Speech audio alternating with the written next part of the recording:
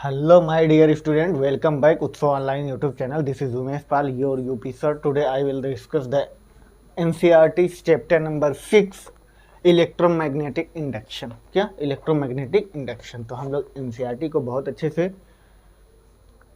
Study कर रहे हैं। जैसा कि हम लोग प्रीवियस लेक्चर में देखे थे, कॉन्सेप्ट जो फैराडे और लेंज ने कुछ कॉन्सेप्ट दिए थे तो उनके बारे में हम लोग कल स्टडी किए हुए थे। आज हम लोग को न्यूमेरिकल करना है।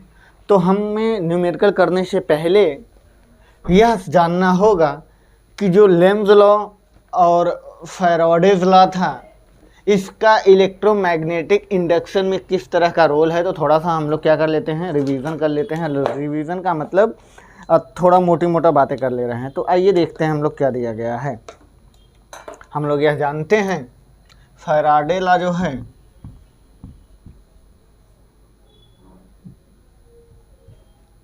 फैराडेज लॉ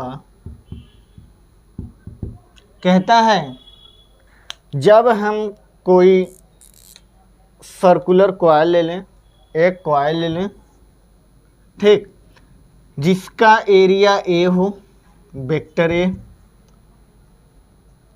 और इसके पास हम magnetic field, it means magnet को लेके आते हैं। एन और एस टर्मिनल है, पोल हैं, ठीक। यहाँ से मैग्नेटिक फील्ड लाइन निकलती है और इस मैग्नेट को हम v वेलोसिटी से मूव कराते हैं। तो मैग्नेटिक फील्ड जो क्रॉस सेक्शन एरिया से, इट मीन्स कॉइल से फ्लो होते हैं, जितने मैग्नेटिक फील्ड लाइन इस क्रॉस सेक्शन एरिया से क्रॉस होते हैं वही मैग्नेटिक फ्लक्स होता है। मैग्नेटिक फ्लक्स का चेंजेस होना, इनका मोशन इस डायरेक्शन में, देन इस डायरेक्शन में, v1 और v2 वेलोसिटी से इसे मोशन में रखा जाए। किसको? मैग्नेट को किस में रखा जाए? मोशन में रखा जाए। और इस मैग्नेटिक का जो मैग्नेटिक फ्लक्स का जो चेंजिंग होती है, इसकी वजह से इस कॉइल में एक इंड्यूस्ड करंट प्रोड्यूस होता है। उसके मैग्नीट्यूड को फाइंड करने के लिए फैराडे ने बताया था ईएमएफ, इलेक्ट्रोमैग्नेटिक जो फोर्स होता है वो EMF is equal to d phi by d t के इक्वल होता है the rate of change of flux per unit time, that is called induced EMF. Okay, तो यहाँ से फैराडेज ने यह चीज़ें बताया हमें, यह चीज़ें नहीं, यह कॉन्सेप्ट हमें बताया कि किसी स्टेशनरी कॉइल के पास हम मैग्नेट को मूव कराएं तो मैग्नेट मूव होने के कारण मैग्नेटिक फील्ड को चेंजेस करता है, प्रोड्यूस करता है। मतलब मैग्नेटिक फील्ड मैग्नेट से निकलते रहते हैं। वही मैग्नेटिक फील्ड लाइन उस स्टेशनरी कॉइल के पास जाने के बाद अपने numbers of magnetic field line को कम या ज़्यादा करता है, इंक्रीज या डिक्रीज करता है। जो इंक्रीज या डिक्रीज होने का जो फॉर्मेट होता है, उसी के कारण कॉज होने के कारण मैग्नेटिक इसमें इंड्यूस्ड करंट प्रोड्यूस होता है, जिसे लेंज ने बताया था कि इस मैग्नेटिक करंट की जो डायरेक्शन होती है, लेंज ने बताया था। किसने? लेंज ने। लेंज लॉ के अकॉर्डिंग यह बताया गया था कि जो इस सर्किट में, इट मीन्स इस कॉइल में जो करंट का डायरेक्शन होगा, उसी को बताने के लिए, इंड्यूस्ड करंट का जो डायरेक्शन होगा उसी को बताने के लिए लेंज ने अपना एक स्टेटमेंट दिए थे। उन्होंने यह कहा था कि जो मैग्नेटिक फील्ड इंड्यूस्ड करंट होता है वह क्या होता है, वो कहे थे कि oppose the cause of its creation, oppose the cause of its creation, जिसके कारण इंड्यूस्ड करंट जनरेट हो रहा है उसी को अपोज करता है, उसी क्रिएशन को अपोज करता है। और यह बेस्ड होता है एनर्जी कंजर्वेशन पर। यह it is based energy conservation, ठीक है। तो आइए हम लोग देखते हैं, एक एग्जांपल देखते हैं फैराडेज लॉ के अकॉर्डिंग। देखते हैं इस एग्जांपल को। हम मैग्नेटिक फील्ड में एक कॉइल को रखते हैं और क्या हम कॉइल को मोशन कराएं तो भी मैग्नेटिक फील्ड चेंज होगा। It means induced current produce होगा, तो या तो आप कॉइल को आगे या पीछे करो या तो मैग्नेट को आगे या पीछे करो, तो इसमें से जो इलेक्ट्रिक मतलब मैग्नेटिक फील्ड लाइंस होती हैं उनकी चेंजिंग होता रहता है। उसी चेंजिंग की वजह से इसमें इस कॉइल में करंट, इंड्यूस्ड करंट प्रोड्यूस होता है, जिससे हम फैराडेज लॉ को प्रूफ करते हैं। तो आइए हम लोग फैराडेज लॉ के एक दो एग्जाम्पल, एक दो नहीं बहुत सारे एग्जाम्पल को देखते हुए और न्यूमेरिकल करते हैं, जो कि हमारा फर्स्ट न्यूमेरिकल है। आइए देखिए, हम लोग कह रहे हैं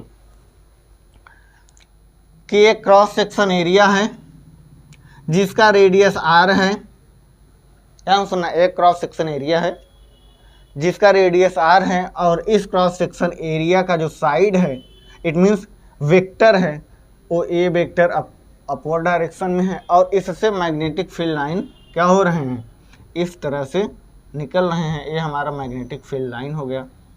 तो कह रहा है कि आप हमें बताइए, पहला कॉन्सेप्ट, आप हमें बताइए कि, ध्यान से सुनना, आप हमें यह बताइए what is flux and induced EMF, and induced EMF कितना होगा। आप हमें फ्लक्स भी बताइए और इंड्यूस्ड ईएमएफ बताइए। तो फ्लक्स बताने के लिए हम क्या करते हैं, हमें पता है सर, फ्लक्स बताने के लिए हम लोग लेते हैं phi B equal to B A, B dot A, dot हटाते हैं, एंगल लगाते हैं कॉस थीटा, थीटा एक दूसरे के परपेंडिकुलर है, एरिया वेक्टर और मैग्नेटिक फील्ड लाइन एक दूसरे के परपेंडिकुलर हैं, तो बी की वैल्यू ए या बी ए इंटू कॉस 90, कॉस 90 की वैल्यू होती है 0, जिसकी वजह से फ्लक्स नहीं प्रोड्यूस होगा। जब फ्लक्स नहीं होगा तो क्या ईएमएफ होगा, नहीं, ईएमएफ भी नहीं होगा। तो हम लिख सकते हैं, क्या लिखते हैं, हम लोग लिखते हैं ईएमएफ इक्वल टू क्या होता है, ईएमएफ इक्वल टू होता है d phi by d t, वो भी माइनस में, तो फाई ही 0 है तो पूरा 0 हो जाएगा, तो ईएमएफ भी हमें नहीं मिलेगा। ये क्वेश्चन नंबर फर्स्ट या एग्जाम्पल नंबर आप फर्स्ट कह सकते हो। क्या कह सकते हो, जब हम एरिया वेक्टर और मैग्नेटिक फील्ड लाइन के बीच का क्या करते हैं बेटा, एंगल 90 एक दूसरे के परपेंडिकुलर रखते हैं, तब उनमें कोई फ्लक्स और कोई ईएमएफ जनरेट नहीं होता। क्यों नहीं होता, क्योंकि वह एक दूसरे के परपेंडिकुलर होते हैं। तो आइए नेक्स्ट क्वेश्चन हम लोग देखते हैं। आप लोग यहाँ तक कर चुके होंगे आई होप। अब हम लोग नेक्स्ट क्वेश्चन को देखते हुए, बेटा नेक्स्ट क्वेश्चन जो है ना, देखो लेबल तो हम नहीं बताएंगे, हालांकि बहुत अच्छे टाइप के हैं, कि कोई कॉन्सेप्ट जिससे क्लियर हो जाए। प्रैक्टिस से ही कॉन्सेप्ट क्लियर होता है, तो हमें प्रैक्टिस करना बहुत ज़रूरी है, ठीक है। तो आइए हम लोग सेकेंड नंबर क्वेश्चन पर चलते हैं। वो कह रहा है कि बेटा अब नंबरिंग टाइप के क्वेश्चंस रहेंगे। आइए, एक सर्कल है, एक कॉइल है, आप कह सकते हो एक कॉइल है जिसमें मैग्नेटिक फील्ड इनवर्ड है, अंदर की तरफ है, ठीक है, और इसका एरिया जो ए है, इस क्रॉस सेक्शन एरिया जो ए है 2 मीटर स्क्वायर है, एरिया 2 मीटर स्क्वायर है, और इसमें जो मैग्नेटिक फील्ड है B is equal to -2k -2t k cap tesla है। तो आपको बताना है, क्या बताना है, आपको बताना है फ्लक्स कितना होगा, मैग्नेटिक फ्लक्स कितना होगा, और इंड्यूस्ड ईएमएफ कितना होगा। जी एक बार आप लोग कोशिश करें, अब बहुत अच्छे से कर सकते हैं आप लोग, बहुत अच्छा क्वेश्चन है। 2t ना लिखो, 2k कैप लिख दो, 2t ना लिखो, क्योंकि ये टाइम के साथ वेरी करने लग जाएगा, तब आप लोग नहीं कर पाओगे। अभी हम छोटा क्वेश्चन, मतलब हम लोग छोटे क्वेश्चन, अच्छे क्वेश्चन स्पीड में करेंगे, ज़्यादा बड़ा क्वेश्चन नहीं करना, हमें छोटे क्वेश्चन बहुत अच्छे स्पीड में करना, जिससे हमारा कॉन्सेप्ट क्लियर हो जाए। तो आइए हम लोग देखते हैं। पहले हमें ईएमएफ निकालने के लिए हमें क्या करना पड़ेगा, हमें फ्लक्स निकालना पड़ेगा। फ्लक्स के लिए हमें क्या पता है सर, हमें इसमें क्रॉस सेक्शन एरिया दिया है, बी दिया है, तो हमें पता है, क्या पता है, फाई फ्लक्स होता है बी डॉट ए, तो B dot A 2 metre square then 2 tesla, तो हम यहाँ से निकाल लेते हैं इंटू 2, देन हमारा -4 -2 है ना, तो माइनस ये रिप्रेजेंट करता है डायरेक्शन किधर है। अच्छा, तो यहाँ पे हम माइनस ना लगाएं या माइनस ही लगाएं, माइनस ना लगाओ यार, कोई मतलब नहीं। 4 आ गया फ्लक्स इसका, तो हमें पता है ईएमएफ कितना होता है सर, ईएमएफ जो हमारा होता है वह d∅dt होता है। मतलब इसे हम टाइम के साथ चेंज करेंगे, ये तो कांस्टेंट नंबर है, नंबर हमारा कांस्टेंट होता है। 4 का मतलब 4, आप यहाँ 4 लो, 2 साल बाद 4 लिखो, 4 का मतलब 4 ही होता है, वो कांस्टेंट हो, कभी चेंज नहीं होता। तो अब हम इसे डिफ्रेंशिएट करते हैं तो ये चेंज नहीं होता, जिससे हम यहाँ पे लिखते हैं d4 को जब हम डिफ्रेंशिएट करेंगे टाइम के रिस्पेक्ट में तो आ जाएगा 0, ये आ जाएगा 0, जिससे हम कहेंगे हमारा मैग्नेटिक फ्लक्स तो प्रोड्यूस हो रहा है। इट मीन्स इसका मतलब यह हुआ, ध्यान से सुनना, इसका मतलब यह हुआ बेटा क्वेश्चन बहुत प्यारा था। क्या था क्वेश्चन? बहुत प्यारा था। जैसे आओ हम लोग देख लेते हैं किस सेंस में प्यारा था सर। ये था बेटा कि एक हमारा क्या है, ध्यान सुनना, अभी मैं आपको बहुत कुछ में इसी क्वेश्चन में समझाने वाला हूँ, यही लिए तो कहते हैं कॉन्सेप्ट का होना बहुत जरूरी है। देखो क्या हुआ बेटा, ध्यान से देखना। ये हमारा एक कॉइल है, ठीक है, सर्कुलर कॉइल है, इसके पास हम मैग्नेट को लेके आते हैं, v वेलोसिटी से इस डायरेक्शन में लेके आए। जब हम यहाँ, ये नॉर्थ है साउथ है, जब हम इस मैग्नेट को इसके पास पहले तो हम ऐसे ऐसे लेके गए थे, ये मैग्नेटिक फील्ड लाइन है, ठीक है, 1 2 3 4 magnetic field line 2, area 2 metre square है। तो इसमें मतलब उसके कहने का मतलब यह है जितने नंबर मतलब मैग्नेटिक फ्लक्स जो है 1 2 3 4, कितना है magnetic flux?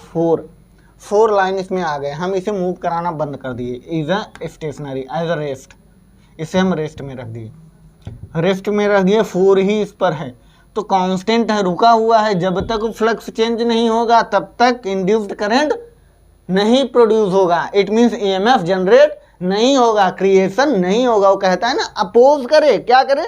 Oppose the cause of its creation, जिसके कारण यह बना है उसी को अपोज करे, तभी तो फ्लक्स ईएमएफ जनरेट होता है। वही तो लेंज लॉ ने बताया था ना, ठीक है। तो इसमें अपोज हुआ ही नहीं, मतलब इनको रोका ही नहीं। अगर रोकता तो इन्हें दूर भगाता तो यहाँ पे एन और यहाँ पे एस टर्मिनल जनरेट हो जाता, जिससे ए ऐसे हो जाता, इस तरह से मतलब एंटी क्लॉकवाइज इसमें करंट भी फ्लो होने लगता है। क्यों होने लगता है? क्योंकि एन टाइप रिपल करता जिससे इलेक्ट्रॉन चार्जेस मूव करते। जब चार्जेस मूव करते तो ये अंदर की तरफ है ना। जब हम क्या करेंगे फ्लक्स को, इट मीन्स फ्लक्स को, ध्यान से देखना, फ्लक्स को क्या करते हैं? Increase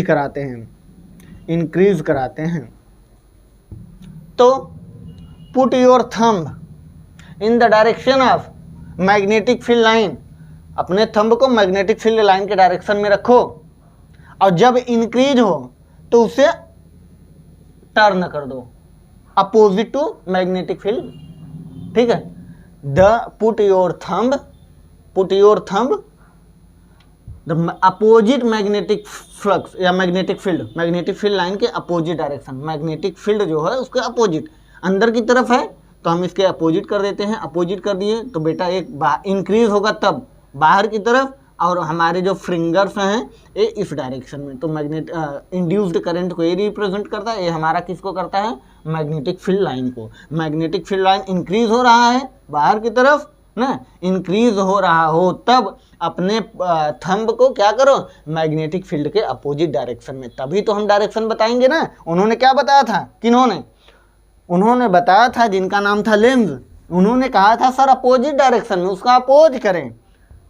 EMF is equal to minus d∅dt, जिस डायरेक्शन मैग्नेटिक फील्ड हो जब इंक्रीज होता रहे तो उसके अपोजिट डायरेक्शन में कर दो। पुट योर थंब ना opposite direction to the magnetic field line, उसके अपोजिट डायरेक्शन में कर दो, और जो हम ऐसे कर्ल करेंगे और जो जिस डायरेक्शन में हमारे फ्रिंगल कर्व होंगे उसी डायरेक्शन में इंड्यूस्ड करंट बनेगा। अब देखो क्या हुआ, अगर यही कांस्टेंट होता, नहीं चेंज होता तो इसमें फ्लक्स नहीं बनता, जिससे क्या होता है? ईएमएफ जनरेट नहीं होता। लेकिन फ्लक्स तो हुए हैं ना 4-5, लेकिन ईएमएफ जनरेट नहीं होता। ओके, तो ये क्वेश्चन आपको आई होप कि समझ में आ गया होगा। नेक्स्ट क्वेश्चन की तरफ हम लोग चलते हैं। आइए नेक्स्ट क्वेश्चन।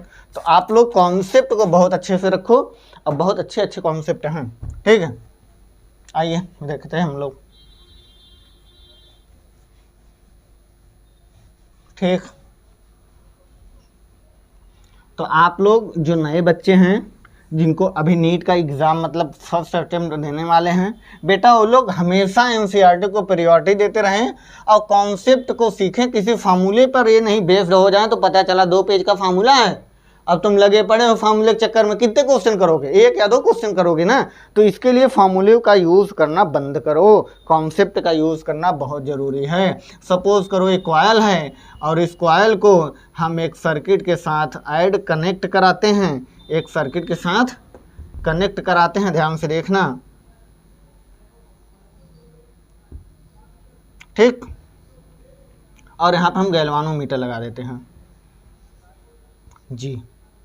अब हम मैग्नेट को लाते हैं north south.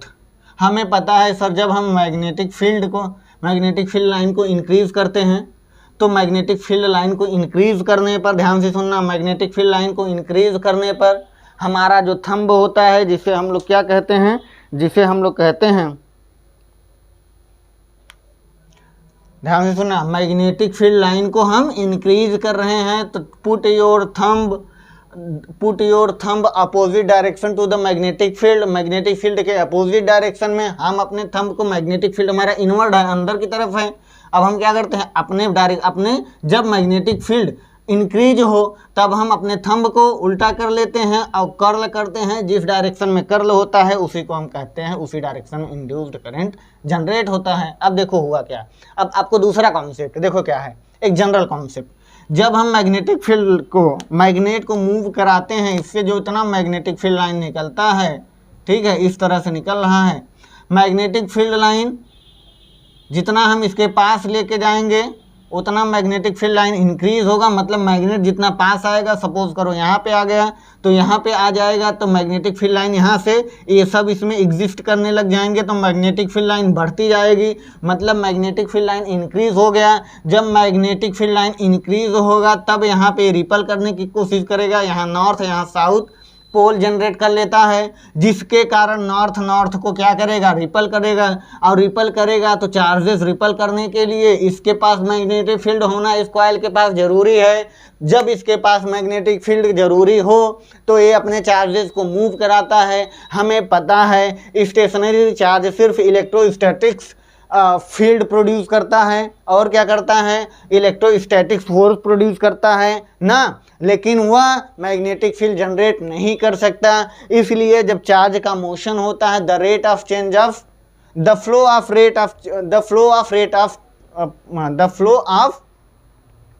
Rate of charge पर unit time, that is called current. जब हम क्या करते हैं, चार्जेस को फ्लो कराते हैं तो करंट प्रोड्यूस होता है, मतलब चार्ज जब फ्लो होता है तो मैग्नेटिक फील्ड और करंट को जनरेट करता है, ठीक है। अब वो मैग्नेटिक फील्ड ज़्यादा जनरेट करेगा क्योंकि ये पास आएगा तो ये बहुत तेज़ी से चलेगा। इसका मतलब यह हुआ, ध्यान से सुनना, इसका मतलब यह हुआ सर जब हम मैग्नेटिक फील्ड को इंक्रीज करते हैं तो करंट भी इंक्रीज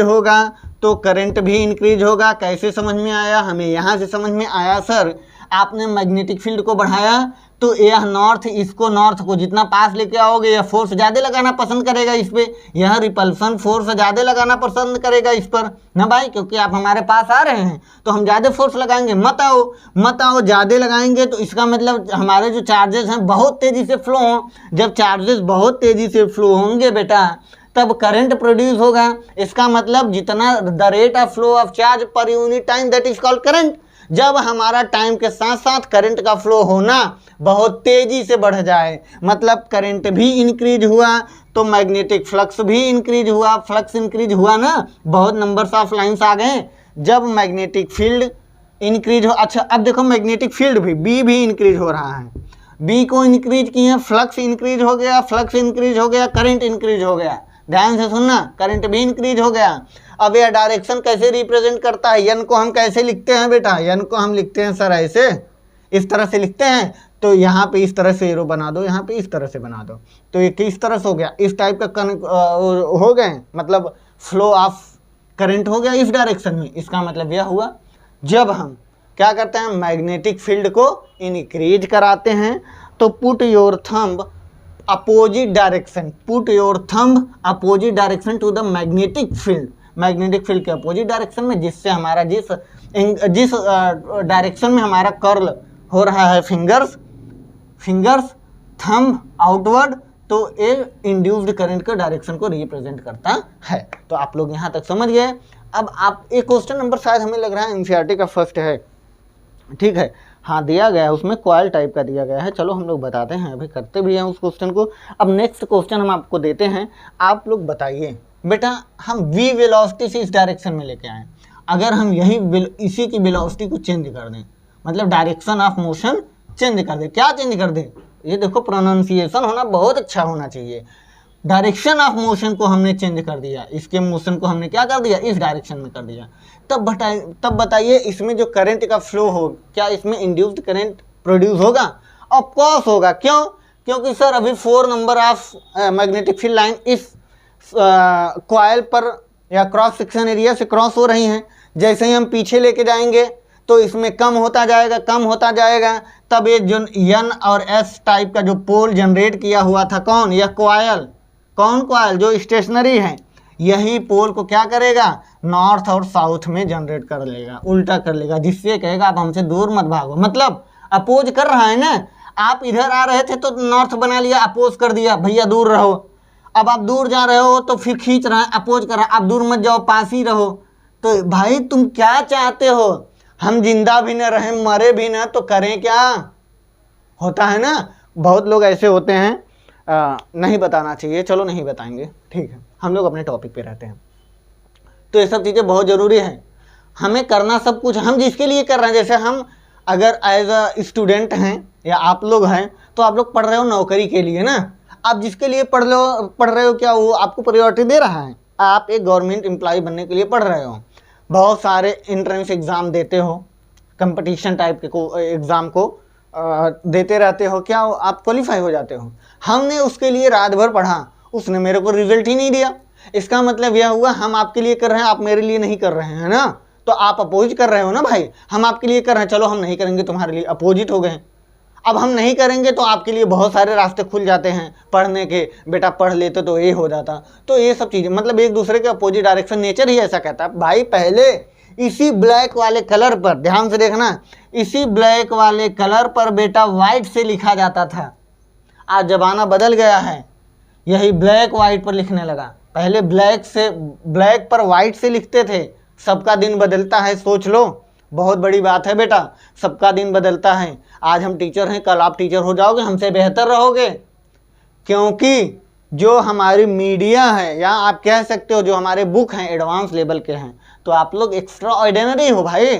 हम अपने आप को देखो, हमें कुछ नहीं आता हम मानते हैं, हमें कुछ नहीं आएगा यह हम कभी नहीं मानते। हम साइंस में एग्जिस्ट नहीं करते, ठीक है, हम नहीं करते भाई, मुझे आज भी लगता है कि हम अभी साइंस में एग्जिस्ट नहीं करते, बहुत बड़ी चीज़ है, तो ठीक है हमने मान लिया, नहीं एग्जिस्ट करेंगे यह कभी नहीं मानेंगे, क्योंकि हम उस पर काम कर रहे हैं। बात समझ में आ रही है ना? तो आप चीज़ों को सीखिए, लिखिए ना, तो हमें यहाँ से यह पता चलता है अपोज करना जो प्रोसेस होता है वो लेंज ने बताया था, जिसके कारण हम डायरेक्शन ऑफ इंड्यूस्ड करंट को रिप्रेजेंट करते हैं या एक्सप्लेन करते हैं। ठीक है, तो आइए नेक्स्ट क्वेश्चन पर चलते हैं। तो लेंज लॉ के बारे में आप लोग समझ गए होंगे, आई होप कि अगर हम अब न्यूमेरिकली वैल्यू दें तो आप लोग कर सकते हो, जो कि नीट में आए हुए क्वेश्चन हैं, उस टाइप के क्वेश्चंस को आप लोग कर सकते हो। देखो नॉर्मली चीज़ें अगर हम बताएंगे ना तो मज़ा नहीं आएगा, हम चाहते हैं आप चीज़ों को सीखते रहें और लेवल पे जा कर के सीखें। तो एक लेवल होना बहुत ज़रूरी है, किसी भी इंसान का एक अपना खुद का लेवल होना बड़ा ज़रूरी है। तो आइए नेक्स्ट क्वेश्चन को हम लोग देखते हैं बेटा। नेक्स्ट क्वेश्चन हम ये देखते हैं, हम कह रहे हैं कि मैग्नेटिक फील्ड हमने बना दिया, ओके, यस ठीक है सर, इतना बहुत है, चलो आ जाओ। हम एक एरिया देते हैं, यह मैग्नेटिक फील्ड लाइन में इतना मतलब हाफ एग्जिस्ट कर रहा है, हम इसे v वेलोसिटी से मूव करा रहे हैं। तो एक समय इसमें जितने नंबर्स ऑफ मैग्नेटिक फ्लक्स क्या हो गए, चेंजेस हो रहे हैं। क्यों? क्योंकि हम इसे मूव करा रहे हैं। मोशन चाहे कॉइल करे या फिर क्या करे, मैग्नेटिक फील्ड करे ना जी, मैग्नेटिक फील्ड लाइन करे मोशन, तो दोनों में से किसी एक को चेंजेस होना बहुत ज़रूरी है। तो हम क्या किए, एरिया को चेंज करा रहे हैं, मैग्नेटिक फील्ड लाइन में v वेलोसिटी से मूव करा रहे हैं। अब क्या हुआ, इसके पहले हम लोग मैग्नेट को मूव करा रहे थे। अब आपको बताना है, क्या बताना है बेटा, अब आपको बताना है अगर हम इसे v वेलोसिटी से मूव कराएं, जिसका मैग्नेटिक फील्ड लाइन जो है इसी के डायरेक्शन में, जो मैग्नेटिक फील्ड हो वो इसी के डायरेक्शन में हो, मतलब इनवर्ड हो ना। अब इसी को v वेलोसिटी से हमने मूव कराया, यह यहाँ तक पहुँच गया पूरी तरह से मैग्नेटिक फील्ड में वेलोसिटी, फिर हम इसे v वेलोसिटी से मूव करा रहे हैं। तो इसमें जो डायरेक्शन ऑफ करंट होगा वो कितना होगा, पहले तो इंक्रीज हो रहा है, इंक्रीज होने पर अभी हमने बताया था मैग्नेटिक फील्ड जब इंक्रीज हो तो put your thumb opposite direction to the magnetic field. Magnetic field अंदर की तरफ है, क्रॉस मतलब अंदर इनवर्ड, डॉट मतलब आउटवर्ड, क्रॉस मतलब इनवर्ड अंदर की तरफ हो। जब इंक्रीज हो, इंक्रीज होगा v वेलोसिटी से अंदर की तरफ लेके जा रहे हैं तो इंक्रीज ही तो होगा, इंक्रीज हो तब हम अपने थंब को इस मैग्नेटिक फील्ड के डायरेक्शन के अपोजिट डायरेक्शन में करके कॉर्ल अपने फिंगर्स को घुमाते हैं, जिस डायरेक्शन में घूमता है या मूव करता है उसी डायरेक्शन में फ्लो ऑफ इंड्यूस्ड करंट होता है। तो इस डायरेक्शन में हुआ तो इसमें करंट, इंड्यूस्ड करंट का डायरेक्शन हमें पता चल गया। अब यहाँ पे क्या हुआ, यहाँ से बेटा अब v वेलोसिटी से जाएगा तो डिक्रीज होगा, डिक्रीज होगा ना, magnetic field line, magnetic field decrease होगा, तो हम अपने थंब को इनवर्ड ही रखेंगे और इसे अपने मतलब फिंगर को कर्ल करेंगे, जिस डायरेक्शन में होगा उस डायरेक्शन में इंड्यूस्ड करंट, मतलब इस डायरेक्शन इंड्यूस्ड करंट। ठीक है, तो आपको डायरेक्शन ऑफ इंड्यूस्ड करंट का डायरेक्शन करना आ गया। नेक्स्ट क्वेश्चन हम आप लोग को देते हैं, आप लोग करेंगे। एक क्वेश्चन बहुत अच्छा था, इंक्रीजमेंट एंड डिक्रीजमेंट का बहुत इंपॉर्टेंट रोल है। यहाँ पे क्या हुआ था, यहाँ पे मैग्नेटिक फील्ड या मैग्नेटिक फ्लक्स कह सकते हो इंक्रीज हो रहा है, यहाँ पे डिक्रीज हो रहा है, क्योंकि अभी बाहर जाएगा तो कम होंगे मैग्नेटिक फील्ड लाइन, कम होंगे तो magnetic field line induced current का डायरेक्शन चेंज होगा। ठीक, आइए नेक्स्ट क्वेश्चन पर हम लोग चलते हैं। तो आप लोग कॉन्सेप्ट को सीखते रहो, अब बहुत अच्छे से सीखते रहो, और आपका जो एडिशनल क्वेश्चन है उसमें भाई एकदम IIT लेवल के क्वेश्चंस हैं, तो वो बहुत अच्छे क्वेश्चन हैं। तो आइए हम लोग नेक्स्ट क्वेश्चन को देखते हैं। नेक्स्ट क्वेश्चन क्या दिया गया है, नेक्स्ट क्वेश्चन बेटा आप लोग कर सकते हो, क्या कर सकते हो, एक हमारे पास मटेरियल हो या आप कह सकते हो वायर है जिसमें हम करंट I फ्लो हो रहा है, एक वायर है जिसमें I करंट फ्लो हो रहा है। ठीक है, अब हम कहते हैं कि मैग्नेटिक फील्ड, यहाँ पर मैग्नेटिक फील्ड है, कहाँ पर, इस वायर के पास। ठीक, ध्यान से देखना,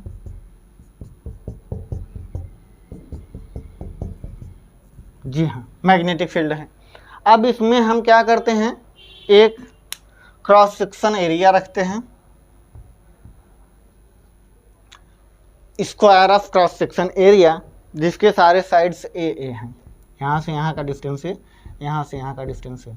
इसे हम v वेलोसिटी से बाहर की तरफ लेके जाते हैं, I करंट इस वायर में फ्लो हो रहा है, तो इसमें इंड्यूस्ड करंट का डायरेक्शन क्या होगा। तो इसका क्या मतलब, यह भी मैग्नेटिक फील्ड को प्रोड्यूस करेगा, क्योंकि करंट फ्लो हो रहा है, मैग्नेटिक फील्ड लाइन प्रोड्यूस होंगे। ये अंदर की तरफ है और इसे हम बाहर की तरफ लेके जा रहे हैं, डिक्रीज हो रहा है, इससे भी दूर जा रहा है, तो इसका मतलब इसमें क्या होगा, डिक्रीज होगा, डिक्रीज होगा, इंड्यूस्ड करंट की डायरेक्शन चेंज हो जाएगी। तो आप लोग बताइए, हम नहीं बताएंगे। Can you tell me the direction of induced current. तो ऑफकोर्स आप लोग बता सकते हो। पहली बात यही देखना है फ्लक्स क्या हो रहे हैं, चेंज हो रहे हैं कि नहीं चेंज हो रहे हैं, सबसे पहला यही डिपेंड करता है। अगर आपको पता चल गया फ्लक्स इंक्रीज हो रहा है कि डिक्रीज हो रहा है, जब फ्लक्स डिक्रीज हो तो आपको क्या करना है, जब फ्लक्स डिक्रीज हो तो हम मैग्नेटिक फील्ड के डायरेक्शन में अपने थंब को रखते हैं और फिंगर को कर्ल करते हैं, और जब मैग्नेटिक फ्लक्स इंक्रीज हो तब मैग्नेटिक फील्ड के अपोजिट डायरेक्शन में अपने थंब को रखते हैं और फिंगर को कर्ल करते हैं, वहाँ से हमें इंड्यूस्ड करंट का डायरेक्शन मिल जाता है।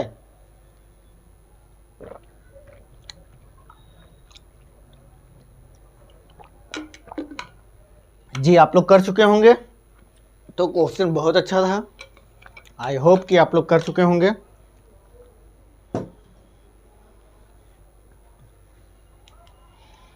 जी हाँ, आइए हम लोग करते हैं। हमने क्या देखा, हमने यह देखा सर, जब आप इस स्क्वायर को मैग्नेटिक फील्ड से v वेलोसिटी से उसके अपोजिट डायरेक्शन में लेके जा रहे हैं, तो ये क्या करेगा सर, इसमें मैग्नेटिक फ्लक्स क्या होंगे, डिक्रीज होंगे, मतलब फ्लक्स डिक्रीज होगा, मैग्नेटिक फ्लक्स डिक्रीज होगा तो करंट भी डिक्रीज होगा, और करंट का जो डायरेक्शन है जब डिक्रीज हो तब हम अपने थंब को क्या करते हैं, एक क्रॉस है तो मतलब अंदर की तरफ है मैग्नेटिक फील्ड के डायरेक्शन में अपने थंब को रख करके फिंगर को कर्ल करते हैं, डायरेक्ट और क्लॉकवाइज आता है तो इसमें जो करंट फ्लो होता है तो आप लोग कह सकते हो क्लॉकवाइज ऑफ इंड्यूस्ड करंट। ठीक, अब आपको समझ में आ गया, बस एक लाइन में अब आप लोग जान जाओगे। अच्छा, इंक्रीज हो रहा है, अगर सर यही को इस डायरेक्शन में लेके जाएंगे, इस डायरेक्शन में लेके जाओगे तो इसका मैग्नेटिक फील्ड प्लस में इसका इंक्रीज होगा तो एंटी क्लॉकवाइज हो जाएगा, तब हम अपने थंब को क्या करेंगे, अपोजिट डायरेक्शन टू द, ठीक, हाँ आप लोग समझ गए हो, opposite direction to the magnetic field, अपने put your thumb opposite direction to the magnetic field, then curl your finger this direction, your finger curl that is induced current in this direction। Okay, आइए next term पे हम लोग चलते हैं। Next question बहुत, अब देखो एकदम जानलेवा क्वेश्चन, अब जानलेवा क्वेश्चन आने वाला है, तो जानलेवा क्वेश्चन के लिए आपका कॉन्सेप्ट बहुत अच्छा होना चाहिए। हमें लग रहा है कि आप लोग कॉन्सेप्ट को सीख चुके हो और आपका जो कॉन्सेप्ट है बहुत अच्छा है और आपने हमारे बात को समझते हुए आप लोग आगे बढ़ रहे हो। तो अब जानलेवा, अब हम लोग गुरु खेल रहे हैं, अब हम लोग induced current, magnetic field line और इंड्यूस्ड करंट मतलब फ्लक्स और मैग्नेटिक फील्ड लाइन को खेलते हैं। आइए हम लोग खेलते हैं। हम एक क्वेश्चन दे दिए, हमने कहा कि एक वायर है जिसमें करंट आई क्या हो रहा है, इंक्रीज हो रहा है, हम करंट को ही इंक्रीज कर रहे हैं, ध्यान से सुनना। अब हमने क्या किया, अब हम यहाँ पे मैग्नेटिक फील्ड लाइन बना लिए, मैग्नेटिक फील्ड बना लिए, ठीक है, और इसमें एक coil, circular coil, loop coil को रखते हैं। अच्छा, जब हम लूप कॉइल को रखते हैं तो हमें क्या पता है, in this current increase the direction of induced current, in this wire current is increase then direction of induced current in this loop, इस लूप में डायरेक्शन ऑफ इंड्यूस्ड करंट कितना होगा। तो आप क्या करोगे, सर हम करंट को इंक्रीज कराते हैं, ध्यान से सुनना, जब करंट इंक्रीज होता है तो सर फ्लक्स भी इंक्रीज होता है। अभी आपने बताया था फ्लक्स इंक्रीज होता है तो इसका मतलब क्या हुआ, जब मैग्नेटिक फ्लक्स इंक्रीज हो तो अपने हैंड को, अपने थंब को इनवर्ड है उसके अपोजिट डायरेक्शन में रख करके अपने उंगलियों को क्या करो, कर्ल कर लो। तो हमने कर्ल किया तो इसमें एंटी क्लॉकवाइज मतलब इंड्यूस्ड करंट जो आएगा वो क्या आएगा, एंटी क्लॉकवाइज डायरेक्शन में होगा। तो यहाँ से आप डायरेक्शन खेल चुके हैं जिससे आप सारे क्वेश्चन कर सकते हैं। तो अब एनसीईआरटी का फर्स्ट नंबर क्वेश्चन हम लोग देखते हैं, ठीक है। अभी और अच्छे क्वेश्चन हैं तो हम लोग बीच बीच में करते रहेंगे जिस लेवल के जहाँ पे क्वेश्चन आएंगे, ठीक है। तो ये डायरेक्शन जो हमने खेला, हमें लग रहा है आप लोग को मज़ा आया है और आपने उसमें कुछ सीखा है, सीखना बहुत ज़रूरी है। अब आपको पता चल गया जो इंक्रीजमेंट होता है वह बहुत अच्छा होता है। और ठीक, चलिए आइए क्वेश्चन नंबर फर्स्ट को हम लोग देखते हैं। बेटा हम लोग क्वेश्चन नंबर फर्स्ट एक देखते हैं जो एनसीईआरटी का फर्स्ट नंबर क्वेश्चन दिया गया है, predict the direction of induced current. बेटा आप लोग के पास बुक होगा तो हमें अब देखो बताने की कोई ज़रूरत नहीं है क्योंकि आप लोग डायरेक्शन खेल चुके हैं। आप लोग इंड्यूस्ड करंट के डायरेक्शन और मैग्नेटिक फ्लक्स को रिलेट करते हुए आपने सीख लिया है कि कैसे हम इंड्यूस्ड करंट के डायरेक्शन को एक्सप्लेन करेंगे या उसे मतलब प्रेजेंट करेंगे, तो हमें समझ में आ गया है। तो आइए, ये कह रहा direction of induced current in the situations describe by the following figure. इसमें फर्स्ट फिगर दिया गया है जिसमें यह कह रहा है कि अगर हम कॉइल के पास नॉर्थ और साउथ पोल को लेके आएँ तो साउथ जिस टाइप का पोल आएगा उसी टाइप सेम टाइप के जनरेशन उसमें आ जाते हैं। मतलब अगर एक कॉइल है, एक सोलेनॉइड उन्होंने बनाया है, अब इस सोलेनॉइड को उन्होंने क्या किया है कि एक एरिया के साथ कनेक्ट करा के यहाँ से मैग्नेटिक को यहाँ पे एस और एन लिया दिया, वी वेलोसिटी इस डायरेक्शन में लेके आते हैं। अगर एस है तो यहाँ भी एस और यहाँ पे एन बन जाएगा, जिससे सेम डायरेक्शन में होने के कारण एस का डायरेक्शन इस तरह से होता है ना जी, इसमें क्लॉकवाइज आएगा। जी हाँ, इसमें जो करंट आएगा एस हम ऐसे बनाते हैं ऐसे ना, तो ये क्लॉकवाइज करंट फ्लो होगा। तो आप लोग जान गए क्लॉकवाइज करंट फ्लो होगा, ठीक है। अब आइए नेक्स्ट सेकंड नंबर में कह रहा है कि दो कॉइल के बीच में अगर हम मैग्नेट को रखते हैं तो हम आ जाओ दूसरा कॉइल यहीं बना देते हैं, ठीक है। अब देखो यहाँ पे मैग्नेट हो, अब वो क्या हो, मैग्नेट को मूव करा रहा है, जी हाँ इस डायरेक्शन में मूव करा रहा है।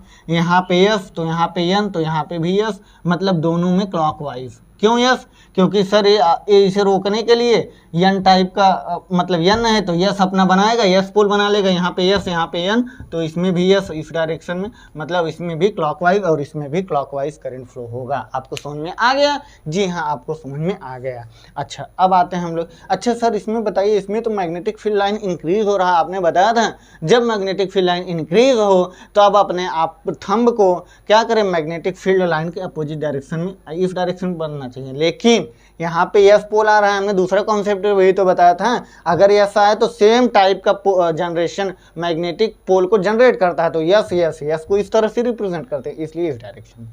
देन यहाँ पे एन और एस को जनरेट करेगा रोकने के लिए, तो इस डायरेक्शन में, मतलब दोनों में क्लॉकवाइज। आइए next number question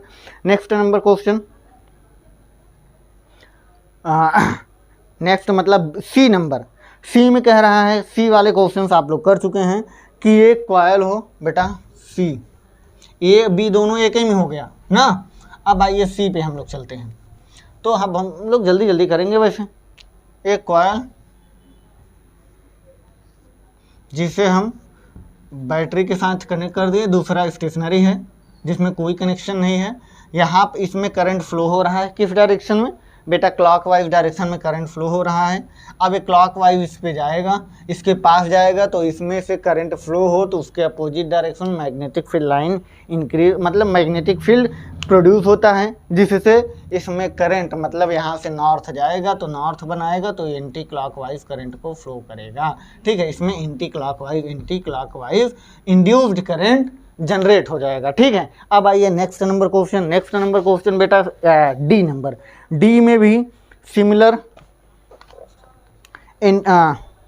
anti clockwise ही होगा, क्योंकि रियोस्टेट को हम क्या करते हैं, सेटिंग बेस्ड हम उसे चेंजिंग करते रहते हैं, ठीक है। आइए नेक्स्ट आपका है ई नंबर, टैपिंग द, अच्छा टैप करोगे तो बेटा यहाँ पे एंटी क्लॉकवाइज, एक में क्लॉकवाइज रहेगा दूसरे में एंटी क्लॉकवाइज रहेगा क्या? नहीं, ऐसा नहीं होगा, दोनों में क्लॉकवाइज होगा। क्यों? क्योंकि मैग्नेटिक फील्ड जब करंट टैप करते हैं हम, देखो टैप जस्ट रिलीव्ड करंट, जब हम सर्किट को कंप्लीट करते हैं तो उसमें से क्या होते हैं, चार्जेस फ्लो होना स्टार्ट हो जाता है, उसके अपोजिट डायरेक्शन में करंट फ्लो होता है, तो इसमें एन जनरेट हो जाएगा, तो इस तरफ एस जनरेट होगा, जिससे वह दूर जाना नहीं चाहेगा, और एन और एस मिल करके एन टाइप का सेपरेशन क्रिएट कर लेता है दूसरा लूप, और उसमें करंट एंटी क्लॉकवाइज हो जाता है। आइए नेक्स्ट दिया गया है, एक लूप है जिसके अंदर से एक वायर जिसमें आई करंट फ्लो हो रहा है उसे पास किया गया है, तो उस लूप में कोई करंट जनरेट नहीं होगा, ठीक है। आगे आइए क्वेश्चन नंबर 6.2, इसमें बेटा दिया गया है a wire of irregular shape, अगर कोई इरेगुलर शेप का वायर हो तो इसमें जो करंट फ्लो होगा वो क्लॉकवाइज होगा, और जब हम किसी सर्कल को हम पुश्ड करके प्रेस करके कंप्रेस करके उसके शेप को चेंज कर देते हैं तो उसमें एंटी क्लॉकवाइज करंट फ्लो होता है, किसा? वो एंटी क्लॉकवाइज करंट फ्लो होता है। अब हम लोग आते हैं क्वेश्चन नंबर 3 पे। क्वेश्चन नंबर 3 क्या कह रहा है बेटा, देखो हमने इसे थियोरेटिकली इट मीन्स जनरली हमने बता दिया, क्योंकि क्वेश्चन बहुत इजी थे, तो हमने डायरेक्शन खेल चुका है हम लोग। आइए 3 number question, along the solenoid with 50 term पर सेंटीमीटर, मतलब 1 मीटर में 1500 टर्म्स आएंगे, have the small loop of area जिसका एरिया है 2 centimetre square placed inside the solenoid में प्लेस्ड किया गया है। अच्छा, नॉर्मल टू द एक्सिस के ही नॉर्मल पे। If the current carry by the solenoid changes steadily from 2 ampere से 4 एम्पियर चेंज कर रहा है इन 1 सेकेंड में। अच्छा, del I by del t दिया गया है। What is the induced EMF हमें बताना है। इंड्यूस्ड ईएमएफ क्या होता है, तो आइए हम लोग देखते हैं।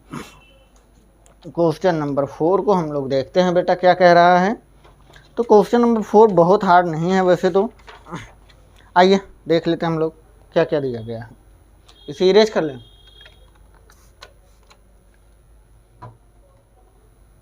क्वेश्चन नंबर 3 है, सॉरी। तो आप लोग डायरेक्शन खेलते खेलते क्वेश्चन भी भूल जा रहे हैं।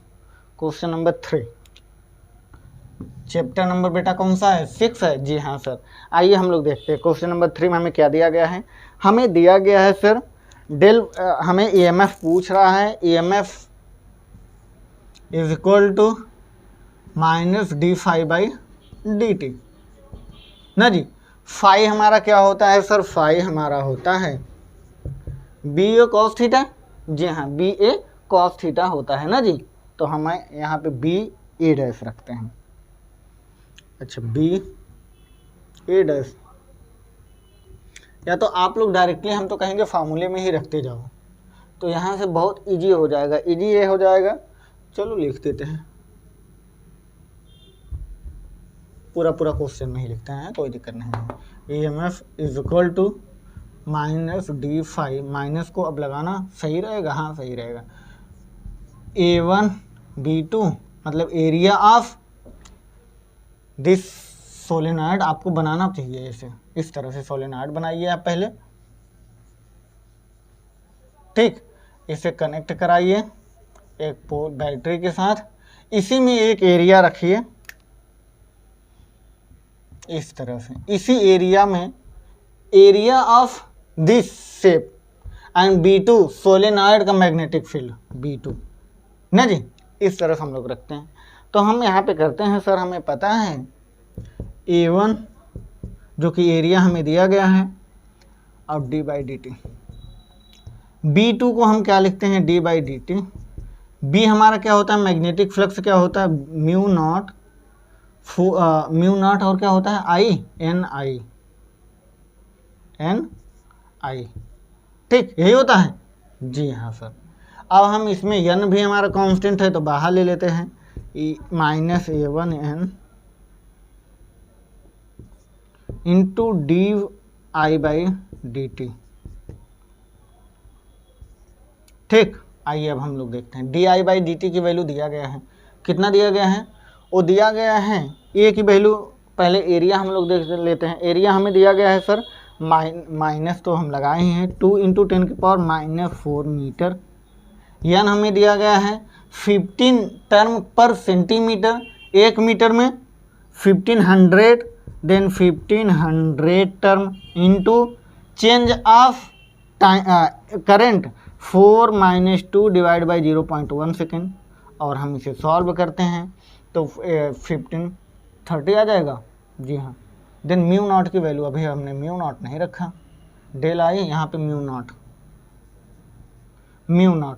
की वैल्यू भी आप लोग पुट कर लो। देखो यही सब कैलकुलेशन में होता है, इंटू 4 पाई इंटू 10 के power -7 into 4 - 2 divide by 0.1 second, ठीक है। और हम लोग इसे सॉल्व करते हैं तो 3000 इंटू 10 के पावर 7 4 11 -11 इंटू 2 0.1 20 लिख दो डायरेक्ट, 3 2 6 इंटू 4 पाई 6 10 के पावर 4 माइनस कर दो तो 6 इंटू 4 पाई इंटू 10 के पावर -7, और हम इसे 6 4 जा 24 इंटू 3.14 इंटू 10 के पावर -7, और जब हम इसे सॉल्व करते हैं 75.36 इंटू 10 के पावर -7, और हम इसे लिखते हैं 7.5 इंटू 10⁻⁻6 वोल्ट। ये हमारा आ जाएगा EMF। और ये हमारा क्वेश्चन नंबर 3 था। इसका EMF कितना जनरेट होगा? 7.5 इंटू 10⁻⁻6 वोल्ट। ठीक है, ये आपका आंसर हो गया। यहाँ से आप लोग बहुत अच्छे से करेंगे क्वेश्चन को, हमें लग रहा है आप लोग 3rd नंबर क्वेश्चन सीख भी गए हैं। तो ये हमारा 3rd नंबर क्वेश्चन था, तो आप लोग कॉपी कर लें। अब आइए हम लोग 4th नंबर क्वेश्चन को देखते हैं। ठीक है, तो 4th नंबर क्वेश्चन क्या दिया गया है बेटा? गर्मी बहुत है, बहुत का मतलब बहुत ज़्यादा है। ठीक है, आइए, अभी तो हम लोग का स्ट्रगल है ना, आप लोग बस साथ दीजिए, देखिए कितना आगे जाने वाले हैं। आइए क्वेश्चन नंबर 4 को हम लोग देखते हैं। क्वेश्चन नंबर 4 नंबर क्वेश्चन में क्या कह रहा है बेटा? पहले तो हम लोग देखते हैं। क्वेश्चन नंबर 4 कह रहा है sir, a rectangle wire loop of 8 centimetre and 2 centimetre with a small cut is moved out of a region of uniform magnetic field of magnitude 0.3 Tesla direction normal to the loop. What is the EMF developed across the cut if the velocity of the loop is 1 centimeter per second in the direction normal to the longer side? एक बार longer side, एक बार shorter side के हमें voltage को बताना है। तो आइए हम लोग देखते हैं क्वेश्चन को। क्वेश्चन नंबर 4, तो हमें पहले क्या करना होगा बेटा? हमें पहले बताना होगा कि इस क्वेश्चन में क्या क्या दिया गया है। क्वेश्चन में हमें दिया गया है एक रेक्टेंगल दिया गया है, रेक्टेंगल, जी हाँ रेक्टेंगल दिया गया है इस तरह से। एक बार कह रहा है कि longer side 8 centimetre length, 2 centimetre इसकी ब्रीथ है। ठीक है, अब एक इसमें क्या कह रहा है, अगर इसकी मैग्नेटिक फील्ड इनवर्ड हो, आउटवर्ड हो, मतलब बाहर के डायरेक्शन में है, डॉट ना जी, बाहर के डायरेक्शन में हो, और इसका मैग्नेटिक फील्ड जो बी दिया गया है 0.3 टेस्ला है। ठीक है, अब ये कह रहा है बेटा कि हम अगर इसे v वेलोसिटी से v equal to 1 metre per second से हम इसे v वेलोसिटी से मूव कराएं, तब इसमें जो EMF जनरेट होगा, हमें पता है EMF इक्वल टू, जब किसी का velocity due to magnetic field में लेते हैं विथ लेंथ के साथ, तो v लिखते हैं। तो b हमारा है magnetic field 0.3 into l is the length, this is side 8, 0.8 centimetre में था, इसे हम मीटर में कन्वर्ट करेंगे, 0.8 into velocity 1 metre per second, 1 centimetre पर सेकेंड है, तो इसे भी मीटर पर सेकेंड में कन्वर्ट करोगे, सेंटीमीटर पर सेकेंड है, मीटर में कन्वर्ट करोगे 0.1, और इसे हम मल्टीप्लाई कराते हैं तो कितना आ जाएगा, 8 3 जा 24, 0.024 इंटू 0.1, और इसे फिर मल्टीप्लाई कराते हैं 0.0024 और 1 2 3 4, मतलब 24 इंटू 10⁻⁻4, और हम इसे लिखेंगे 2.4 इंटू 10⁻⁻3 वोल्ट। यह आ जाएगा EMF due to longer side में। ठीक है, ये लॉन्गर साइड का हमारा EMF आ जाएगा। अब आइए नेक्स्ट हम लोग चलते हैं। अच्छा, 0.08, ठीक, 0.02, ठीक, 0.08 और इसे मल्टीप्लाई कराओगे इतना 0.012 10⁻⁻4 24। ठीक है, यहीं तक करो। थोड़ा सा कैलकुलेशन में मिस्टेक, जिसकी वजह से आंसर आपका सही आ गया। अब इसमें टाइम कितना लगेगा, तो टाइम के लिए आपको पता है डिस्टेंस अपॉन वेलोसिटी। आप लोग जब टाइम निकालोगे t1, इस कितना टाइम में इतना EMF जनरेट करेगा, तो आप लोग टाइम को यहाँ लिख सकते हो, टाइम इक्वल टू d/v ना जी, कि velocity equal to distance into time, v/t, आप कुछ भी कर सकते हो। तो हमें वेलोसिटी टाइम निकालना है। ठीक है, वेलोसिटी 1/d/1 मतलब 0.8 second, distance upon velocity. Then यहाँ पे कितना लिखेंगे हम लोग, 0.8 को 0.1 के साथ डिवीजन कराओगे 8 सेकेंड लगेगा। कितना ईएमएफ जनरेट करने के लिए, 2.4 इंटू 10⁻⁻4 वोल्ट को जनरेट करने के लिए इतना सेकेंड लगेगा। ठीक है, अब आइए हम लोग इसी का बी पार्ट करते हैं स्मॉलर साइज से। ठीक, स्मॉलर साइज में देखते हैं। स्मॉलर साइज में क्या होता है, जस्ट इसी में मल्टीप्लिकेशन कराओ। आप लोग पहले इमेज डायग्राम बनाओ। फोटोज़ का होना बहुत ज़रूरी है। क्या, फोटोज़ का होना बहुत ज़रूरी है। इसका बी पार्ट हम लोग देखते हैं। बी पार्ट में हम इसी साइड को ऐसे बनाते हैं, ये हमारा रेक्टेंगल, ये हमारा 2 सेंटीमीटर, ये हमारा 8 सेंटीमीटर, और इसे हम वी वेलोसिटी से v इक्वल टू कितना बेटा 0.1 मीटर पर सेकेंड से लेकर वेलोसिटी से मूव करा रहे हैं। Then similar EMF equal to VLV, और हम लोग यहाँ पर लिखते हैं 0.3 इंटू 0.2 इंटू 0.02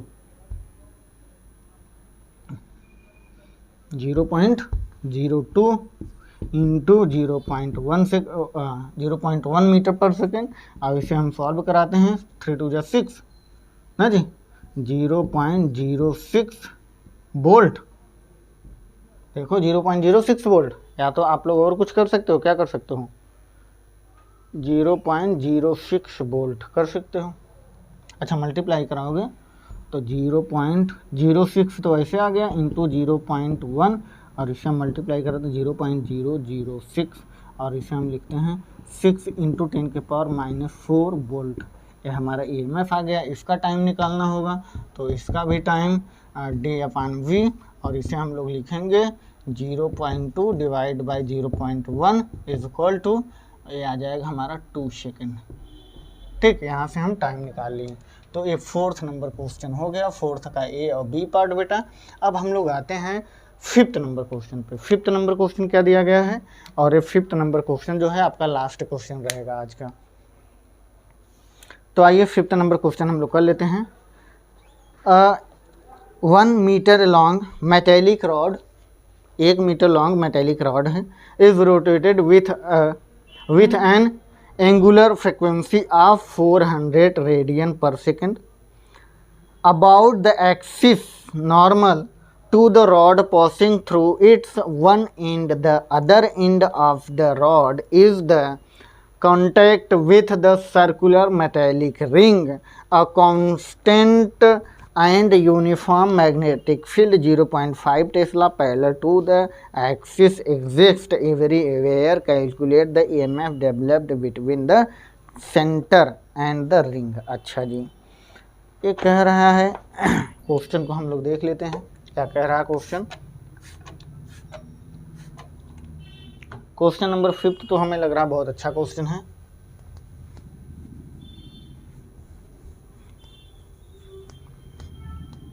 देखो 5th नंबर क्वेश्चन क्या कह रहा है बेटा।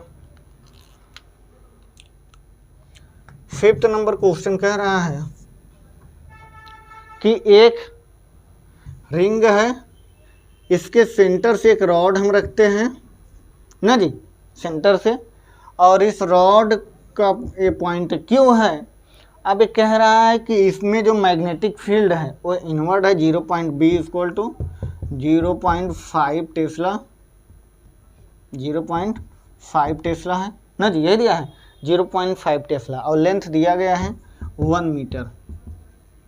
और क्या दिया गया है सर, और इसमें पावर दिया गया है, W इक्वल टू वर्क कर रहा है 400 रेडियन पर सेकेंड का, W omega 400 radian per second इसका ओमेगा है, मतलब move of in this direction. तो आपको पता होना चाहिए, क्या पता होना चाहिए, जो EMF हमें निकालना होता है 1/2, क्या होता है 1/2 B ओमेगा L स्क्वायर। तो आप लोग इसमें रखो 1/2 B की वैल्यू 0.5 इंटू ओमेगा की वैल्यू 400 इंटू L की वैल्यू 1 का स्क्वायर, और आप लोग इसे सॉल्व करोगे। इससे आप क्या करोगे, एक जीरो ही कम कर दो, तो यहाँ पे 50 आ जाएगा। ठीक है, 5 आ जाएगा, 5/2 इंटू 40 इंटू 1 तो 40 20 25 जा 100 वोल्ट का EMF इलेक्ट्रोमैग्नेटिक फोर्स जनरेट होगा इस रॉड पर। ठीक है, तो आपको यहाँ से 5th नंबर क्वेश्चन सॉल्व हुआ, जो कि बहुत अच्छा क्वेश्चन था। अब हम नेक्स्ट लेक्चर में बात करेंगे क्वेश्चन नंबर 6 से सारे क्वेश्चंस करने वाले हैं नेक्स्ट लेक्चर में। और एडिशनल क्वेश्चन बहुत अच्छा क्वेश्चन है, जो कि क्वेश्चन नंबर 17 के बारे में अभी हमने बताया है। तो आप लोग डायरेक्शन खेलते हुए क्वेश्चन नंबर 16, 17 और 50 ये सब चीज़ें क्वेश्चंस आप कर सकते हो। तो हम लोग आगे नेक्स्ट लेक्चर में मिलेंगे, जो कि NCERT हमें लग रहा है नेक्स्ट लेक्चर में ख़त्म करने वाले हैं हम लोग। और फिर करंट इलेक्ट्रिसिटी चलेगा, और क्या चलेगा बेटा, और आपका 8 नंबर चैप्टर है जिसका नाम क्या है, जिसका नाम है इंड्यूस्ड करंट इलेक्ट्रिसिटी के बाद है इंड्यूस्ड EMF। उसमें भी मतलब ये सारे टॉपिक्स मैग्नेटिज्म के बाद से जितने टॉपिक हैं सब एक दूसरे के रिलेटेड हैं, रिलेशन में है। तो पहला बुक बहुत अच्छा है, जिसमें आपका जो 8 नंबर चैप्टर है वो बहुत अच्छा है, इलेक्ट्रोमैग्नेटिक वेव। जब हम इसमें इलेक्ट्रोमैग्नेटिक इंडक्शन के बारे में पढ़ा, अब जो इलेक्ट्रोमैग्नेटिक वेव निकलते हैं वो कैसे निकलते हैं, उनका एक मतलब डायरेक्शन होता है, पैरेलल टू क्या होता है और परपेंडिकुलर टू क्या होता है, किसको पास करता है किसको पास नहीं करता है, इस टाइप्स के हम वहाँ पे वेव मैग्नेटिक वेव का जो मैग्नेटिक फॉर्मेशन होता है उसके वेव को किस किस मतलब सेंस में हम स्टडी करते हैं, तो वहाँ पे हम लोग करेंगे। और करंट इलेक्ट्रिसिटी भी नेक्स्ट लेक्चर रहेगा हम लोग का इसके बाद का। तो हम चाहते हैं एग्ज़ाम से पहले सारे NCERT के क्वेश्चन को आप लोग एक बार टच करो, और ये टच टाइप का जो क्रैश कोर्स आपका चल रहा है बहुत अच्छा है, आप लोग कंटिन्यूटी बना करके रखें, और हम आपके लिए इसी तरह लेक्चर प्रोवाइड कराते रहेंगे कंटिन्यू। और आप NCERT को कभी ना भूलें और कभी ना छोड़ें। Okay, bye, take care.